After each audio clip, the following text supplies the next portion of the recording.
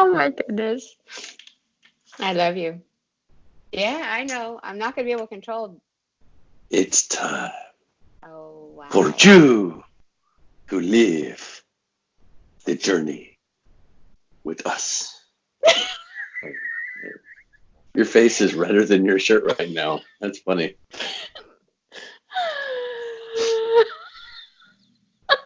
Anytime you're ready now, we can get going. I'm just saying. Oh, pull it together.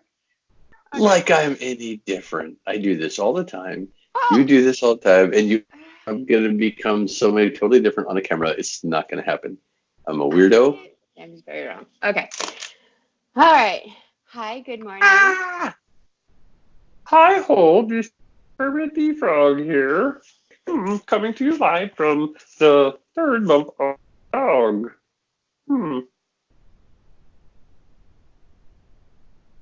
Okay.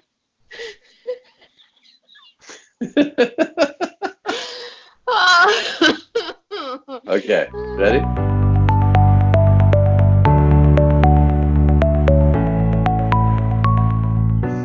Are you not entertained? All right. Anyways. Good morning, everybody. Good morning. How are you doing? We're going to overtalk you so that way we can get you guys to wonder what in the heck are we doing? We have no idea. That's it. So, good morning. My name is Hank. Good morning. My name is Robin. And together, we live this crazy life together on a journey having fun. And you're stuck with us. If you're here, go ahead, hang out with us. It's going to be fun. I promise. If not, you're probably going to need many, many, many hours of counseling. So this is Living Life's Journey. And we have lived this crazy journey with each other for a while. And we want to share it with you. So if you're here with us now, you get to watch our crazy little wheel spinning around here. Disclaimer, so you let everybody know that noise that came through was not you. That was the dog snoring underneath because it sounded like you farted. That was loud? It was. That sounded like a thunderous fart, and I was like, oh, good Lord, does she have gas? What's going on? No, Pumbaa's at my feet. Every time I come to sit down at the desk, he's always at my feet, and I can't stop. Hi, everybody. Good morning. Like we said, we are living life's crazy journey, and this is what we wanted to talk about today is our journey. Get you guys a little bit more understanding about who we are, us, how we became to be, how this became us, and we just decided that, it'd be a fun kind of a conversation to get you a little more knowing who we are and how we became the Rimkai family. But we thought we'd take you on a journey about how we met, how we got married, and how we got to this point in our lives, and why we decided to get you guys involved in that. So that we kind of get on there. So kind of backtrack. We're going to take you on a journey, kind of backwards in time to 2004. You are now on a journey through space and time. Uh-oh. You have entered the crazy zone. Right. So in 2004, I was having a really, really bad week. I had lost my job. And I was trying to find another job, and things were just really going crazy. And my girlfriend, my best friend, and my sister decided that I had been kind of squirreled away for a while, and they were going to take me out. It was girls' night out at a little bar. I need to stop you. You're wrong. Uh-oh. That's not where we first met. Well, we did not first meet there. We first met in 1996. Yes, we did. But we didn't know that. We didn't know that until we started dating. But that's when we first met. Yes. I'm just saying. So, guys, mark this in your calendar. A wife has admitted that she was wrong and her husband was right. It has happened. Yes. There's also been earthquakes and a whole bunch of volcanoes erupting and everything else all around the world. So it's going crazy. Okay, let's reclarify, ladies. When I first met, the first time meeting my now husband, I was involved with another person. He was involved with another person, and we met each other while I was busy fixing up that other person because she was lit. Well, so it's not like I can remember. Until we started it having that was common. conversation, I didn't know. But I just wanted to clarify that was when we first met. However, when we first started, and when we first actually had an engaging conversation, yes, was in 2004. Encounter in 96. We actually met where we started to know about each other in 2004. Yes. So clarification, very much so. Love you, babe. I love you too. But anyways, Anywho, so yes, so we were at a yeah, place that was called. We went to a place called In Cahoots. So it was funny. She was having a bad time. She went there with her sister and her friend, and they were like going to hang out for a bit. And I was there with a buddy of mine. oh my gosh, We we both went through some very, very different rocky times with other people. And rather than drag you guys into the Jerry Springer soap opera that is our previous lives before we got together, we'll just focus on when we got after we got together. So went to In Cahoots with my buddy. My buddy, with who he was, but he was kind of weird, to say the least. So we went to a bar outside of a Marine Corps base. There's a bunch of junior Marines there. He and I were not very junior Marines at the time. And when we went there, I told him, hey, I'm going to use the head, which for those guys who don't know, Navy and Marine Corps talk, that's the bathroom. So I went to go find the potty, go use the potty, come back and like, hey, where'd my buddy go? And he's gone. And I walked upstairs in this bar to try and find my buddy. And I talked to Robin and her sister. And I asked, or Robin wasn't there. I'm sorry. I talked to her friend Sherry and her sister. And I said, hey, ladies, I'm just curious. We've seen a tall Marine running around with a high and tight haircut in a button-down shirt. And her sister looked at me and said, are you high or did you just eat paint chips? Because you're asking if I saw a Marine dressed up like a super dime store cowboy in a country bar on ladies' night outside of a Marine base. And I was like, you're right, ladies. Go outside and start a 12 gauge, so I'll see you later. And I just walked off. Sherry actually laughed her butt off at what I said. Her sister was like, well, that guy was kind of rude. Another table not far from them, so I overheard the conversation. I was like, wow, my sister just really pumps that one out of the park. Because I was waiting. It was Wednesday night's karaoke night. And so I like to sing. That's my kind of how I can decompress and stuff, as I like to sing. And so we were there for karaoke, and he was pacing back and forth looking for his friend. And I'd noticed him several other times already, but I'm an awkward kind of person. I don't like to step out of myself. I keep myself away from people. And he came up and he asked if I had a light, because he was like getting irritated at this point because he'd been looking for his friend for a while now and nobody saw him. And so I gave him, I was, at the time I was smoking, and I gave him a light, and we started having a conversation, an actual, no kidding, conversation. For about a good half an hour, 45 minutes. And then you went back inside to go see your sister and your friend. You got to sing, and then they called me up to sing. And then we both ended up back outside, and we talked for another probably 2-3 hours, went through about almost 3/4 of a pack of cigarettes and about 4 or 5 beers between the two of us. Just sat there shooting a breeze the whole night. And we said, hey, let's meet up again. And we decided we were going to meet up. Actually, you guys had told me that there was a new country bar that we needed to go to, and it was going to be grand opening the next night. And I was like, sure, let's go. It was interesting, but let's just say, needless to say, that kind of sucked. So then we agreed we'd meet up over the weekend. And pretty much from then on, it was pretty much like every weekend and almost every Wednesday night for the next 2 months. We were dating each other, and just it was amazing. There was jumping out of the car at Starbucks to coffee and making you freak out because the car was doing about 20 miles an hour. Yeah, we were getting ready to go take the car to go get the car washed, and I'm driving, and we had no coffee in the house, no nothing, and he sees a Starbucks, and what does this guy? And I'm still driving, the car's still actively in motion, and what does Jarhedius Maximus do? He drop and roll, jumps right out of the car and goes, "I'll see you later, babe. What do you want? Caramel mocha or what?" It was an interesting time, but we went through a lot of stuff. We had some great times, some great barbecues. We had a whirlwind romance over the course of 3 months before I went to my first combat deployment. While we were on that combat deployment, we wrote each other and talked to each other as often as we could. Now, remember, in 2004, communication was different. We didn't have, you could do a chat conversation if you were lucky, if you can get to the computer lab. So Chat we did type. we And we chatted did a lot of letters. a lot We of mailed, letters. we mailed letters back and forth, and everything was going awesome. Fast forward to just around the time of the Battle for Fallujah and a couple other places and other things that were out there where I was at. I was not in the Battle of Fallujah, but I was just on the outskirts of the area where Fallujah was, and everybody that they chased out of Fallujah came through the town we were at. I was in a place that was nicknamed the Triangle of Death. It was a very interesting time.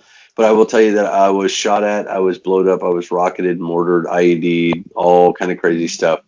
I dealt with death in a whole new level that I had never dealt with before. It really shook me up. So I had 2 children with my ex-wife, and at the time I was really freaked out about a lot of stuff, and I want to be near my kids. So I tried to make everything work for my kids' sake, and I did one of the worst things ever. I broke up with her by email, which was kind of interesting. Yeah, I came home from work. I was working 2 jobs by that point, and I came home one night, and I finally, after about a month and a half of not hearing from him, and all of a sudden I finally get an email. I was like so excited, and I had his cousin Chris at my house, and I opened that email up, and it was, "I care for you, but we can't be together anymore." And it shattered my world. It blew me for a loop 3 ways from Sunday, because I didn't know if it was me, what was going on. I didn't know what he was enduring at that time, because I did not know. If anybody have ever known anybody who's dealt with combat trauma and all this stuff like that, you'll understand fully well why it was the way it was and how it went down. But in the end of it, fast forward from that, all this stuff went on. Still had emails every now and again, still keeping kind of semi-contact. But it was very awkward. Again, rough time in my life. I come back. He came home from this deployment. When he came back from this deployment, there was a family incident that occurred. Like I said, we were still friends. I was still really close with his cousin, and his cousin got was in a motorcycle wreck, and they needed immediate answers from a family member. Basically, in a nutshell, they needed to get a hold of me. She still had my number. She knew I was in the States. She called me.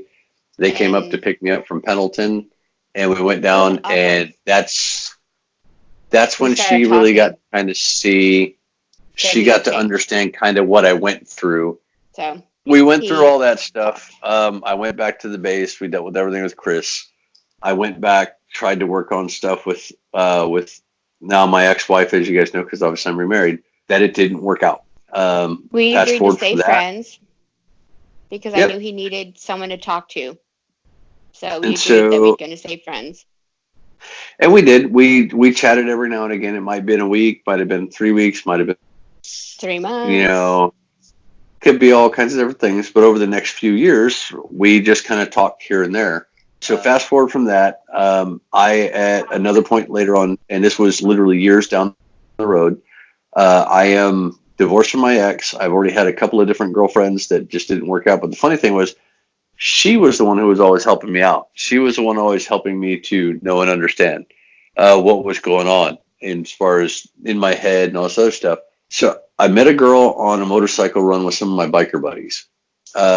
We started dating a little bit. I'm over at her house talking with her and her daughter, and she starts telling me how because Oprah Winfrey said there's more than one way to get to heaven, then there's got to be more than one way. And I'm like, I'm not the guy to have the conversation with. Like, this is not going to work out well, so let's just drop it. Things get heated up. I'm like, I'm out. I'm going home. I get home, get a phone call. It continues on a little bit more. I'm like, we're done. Driving on the way back, called Robin up and found out she was back in Vegas.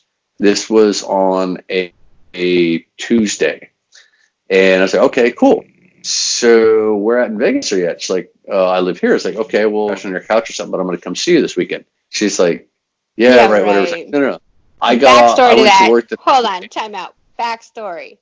Because every time we would plan to meet up, even when I was in Kansas or when I lived in Arizona and stuff like that, every time we were like within vicinity of each other and we were going to meet up at a coffee place or whatever, his job would come up and say, hey, dude, we're moving you out here at this time, and it would never come to fruition. so we could never meet up. So here he's sitting there Yeah. saying, hey, well, I'm going to come to town. I'm like, yeah, right, whatever. Yeah, so we had tried before previous, like, okay, hey, in 3 weeks' time, I'm going to be within 2 hours drive of you, so can we meet up? And I was like, sure, let's do this. 2 to 3 weeks out, and then all of a sudden my boss says, hey, we're going to go out to the desert, and we're going to go blow some stuff up, and you're coming with. I'm in the Marine Corps. I have one of those jobs that if you don't show up to work, you go to jail. So all of that going on, she didn't know that I was going to. So I go to work that Wednesday morning. I tell my boss, and my boss like, hey, what else do we got to do today? Oh, nothing. We're good. We're just going to do a formation 7. I was like, do you need me for the formation? Nope. So, okay, I'm out. And that afternoon, I show up at her work with a dozen roses, say hello, and about gave her a heart attack. It was quite hilarious. The little old lady in front of me was like, oh, no, you can go ahead and go. And I said, no, man, please go. And then she's like, dear, there's somebody here to see you. And she steps out of the way and shows my face. And this woman literally, she said a bunch of stuff you usually don't hear somebody say in a medical room because you're not supposed to use that kind of language, but it was quite interesting. Well, he didn't tell me he was in town yet, and I wasn't expecting it. So here I am telling a patient how to take her medication, what the doctor said, and she's grinning, and she steps aside, and here's this guy. Everybody in the office, in the waiting room, are all like this on bated breath, watching this guy step around the corner. I was like, you're here. And so I was trying to text Jeremy to let them know, hey, there's going to be a guest at the house. And that's, Henry, the one I was telling you about all these years ago. So he'd be prepared, but he didn't get the text because dumb butt left his phone at home. It was actually kind of cool because at first he shows up, I'm in the kitchen and I'm trying to clean. So I'm cleaning and I'm trying to figure out and make a plan for what we're going to do for dinner. I just wanted to treat them to something nice. So Jeremy walks in and he's like, who the are you? And I'm like, oh, hey, what's going on? I'm Hank. He'd be mama's protector. It was cute too because, our boy, my son, and I'm going to call him my son because he calls me dad and the whole 9 yards, been the whole, even throughout his whole Marine Corps career and everything else like that. My son Jeremy looks at me, all of 16 years old, little small dude. He's like, who are you? At the time he was 13. Well, 12, 13. Irrelevant point. But anyways, so yeah, he was there and he's like, who the are you? And I was like, hey, what's going on? It's just me. And all of a sudden, about maybe 10, 20 minutes later, Bethany comes in. It's like, hey, brother, how you doing? Who the are you? And I'm like, hi, I'm Hank. Your mom said she was letting you guys know I was here. It's like, oh, hold on. And that's when Jeremy walks out. I was like, you're the guest. And I was like, yeah. So, all right. So what are you doing? I was like, well, to figure out what we're going to do for dinner. It's like, how about we do this? How about we have dinner ready for your mom when she gets home from work? Steak and all this stuff. So it's like, you know what? I actually fully agree with you. Where's the nearest store? Let's go to the store and let's get stuff. And Jeremy's sitting there and he's like, well, yeah, I guess we can. That's like, and I said, hold on, before you, because he was like reaching for his wallet. I was like, before you reach for anything, I'm buying. I'm not worried about it.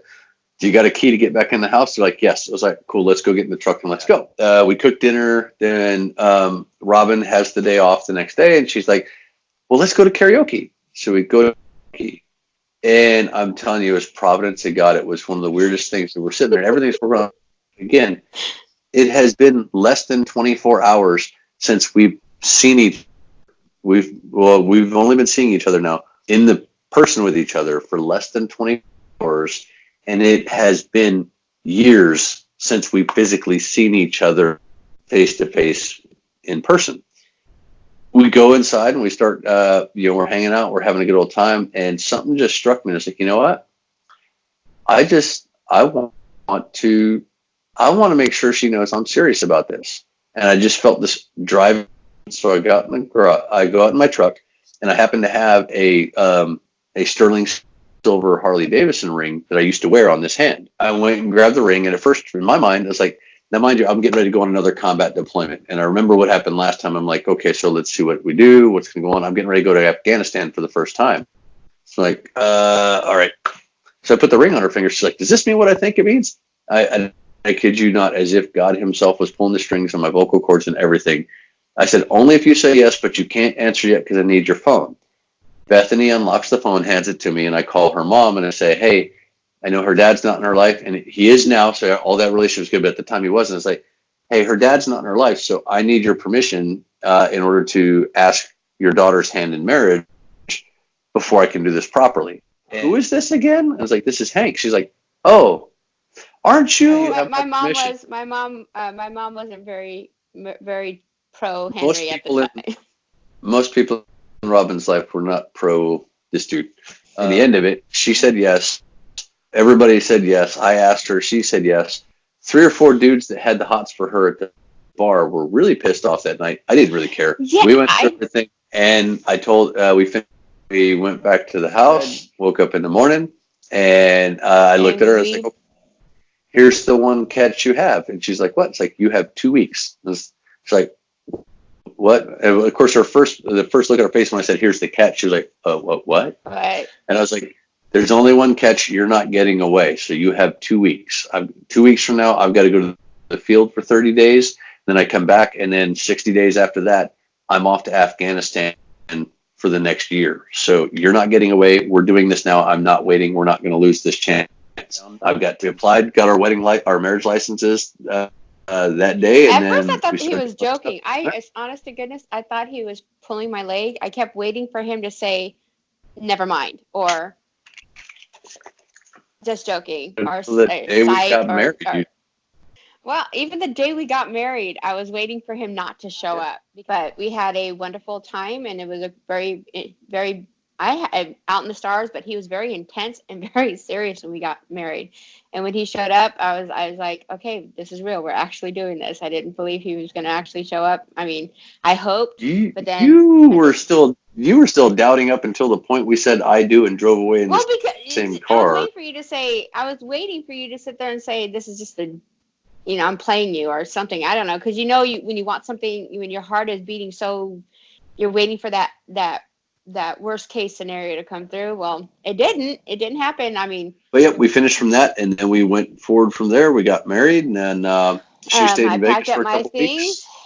I packed up my things and moved down to California and with the children, and we moved into housing after he finished his field operations, and as we prepared for our first experience of a 1 year as a married couple of a 1 year separation as we went off to Afghanistan. But in the end of it, we went from being people who felt like discarded trash on the side of the road to finding one another, and 2 lumps of beat up, chalked out, burned up coal came together to make one heck of a brilliantly bright, perfect diamond in love. And it has come out to a point where I'm telling you that anybody that knows us, they check any of the people that are connected to us on Facebook or in our video stuff, double check the story. The only people that you hear from that don't have glowing stories about how awesome we are together and how in love we are our exes. So fast forward, we're now here. Our kids have grown up and they moved out of the house. Jeremy joined the Marine Corps and has now got out of the Marine Corps. We're now grandparents. So we have 2 grandbabies. And now we're getting on this journey where we're here where we're at. We're figuring things out. Yeah. We're still trying to tick down what we're going to do next. We do know that we want to enjoy life together. We want to be able to spend more time together instead of him in the field, him in schoolhouses, him going overseas, us more apart than we are together. Agree. It's going to take us a while for us to get to the point where I get to my next duty station where we're going to chill out and be stuck in a place without going gallivanting all around the world. But with all that being said, as we get through doing this, one of the biggest things I've learned, and I feel bad about it, and we've talked about it, is that I feel like I put a lot of my job stuff in front of her. If you ask her, she'll tell you, no, you didn't. You took care of me. You did all this, you that. It's also the same way she'll tell you that she feels like she hasn't taken care of me enough. And I'll say, no, you did. You guys are going to hear more stories about all stuff. Trust me, we got all kinds of other stuff to see on. Crazy stuff. Like when, our daughter got appendicitis, but we thought it was a bunch of BS. Like, she's actually tough as nails, but we thought it was funny. The stories of her taking off on my motorcycle while I was deployed and everybody freaking out. We've had some wonderful experiences and wonderful memories, and that's the whole point of this journey. This is our life. We have one, and that's one thing about his career is how valuable and special our lives are, because you don't know what tomorrow's going to give you. And we have this moment right here, right now to create the memories that we take with us. And we can't keep saying someday, maybe. Well, here's one of the whole reality things that we've lived with for years, and we've tried to take advantage of being with each other. We live in a relationship where right now I'm in the Middle East. While you guys were at home 3 months ago watching the news about northern Syria, I was there on the ground. So, when everybody's talking about all this stuff that's going on out here in the Middle East over the last few months with all this other stuff, I'm here in the middle of it. So we live in an environment of, we don't know what tomorrow brings. God may call me home or call her home while one of us is apart. We live with this realism because I've deployed so much. So we learned to each other. So, but I can tell you this, at the end of your life, nobody ever says, gee, I wish I would have had more stuff on the walls. Gee, I wish I would have had more time to just sit and play video games. Gee, I wish we would have actually, planned a little bit longer before we went on that family vacation. We could have done so much more. Everybody always says, I wish I had more time to spend with those I love. I've watched many grown men die.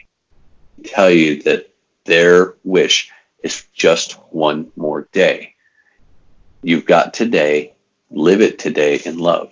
Show the one that you love them. Don't waste time. It's way too short of a time. It's a drop in the bucket of eternity. Please live the life, live the journey together. Take the journey together. Share the load. It will be so much fun. That's what we're going to do. I love you, babe. I love you too. I miss you. I'm sorry. I made you think about sad stuff. I didn't want to. It's real, but I love you. I love you too. Watched. Yeah. Okay. So, but we just want to know a little bit about us. Hopefully you guys will understand this is our personality. We're not faking it to make it. This is us. So I hope you like what you see. If you guys do, like and subscribe to this channel, hit the reminder bell thingy. I haven't gotten used to that thing, whatever it is. Stick around. You might like the journey. So you guys take care of each other, love one another, and I will see you guys here next week somewhere around here. We love you guys. We'll see you later. Bye, everybody. Bye. I love you, babe. Love you too.